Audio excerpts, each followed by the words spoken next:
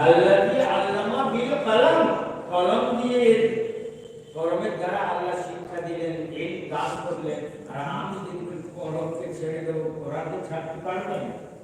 কলম নিয়ে দিলে কাতে বহি গেল, ওই লিখলেন না, হাদিস লেখা হয়নি। তাহলে এইসব কথা বাদ দেন, একত্রিতভাবে আমাদের এখানে এই মূল মন্ত্র নিয়ে উঠতে হবে। শুধু মাদ্রাসায় কয়েকটি কিতাব পড়িয়ে দেওয়া বা পড়ে নেওয়ার দিকে শেষ নয়। কতবার সম্পর্ক জীবনে প্রত্যেকটি খাতে, প্রত্যেকটি বিভাগে আমাদের জড়িত।